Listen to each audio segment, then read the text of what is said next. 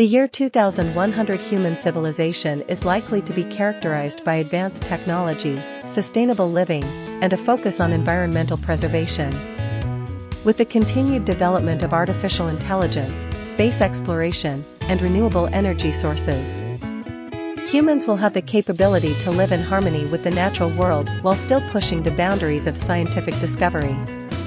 Cities will be transformed into smart, interconnected hubs, powered by clean energy and efficient transportation systems.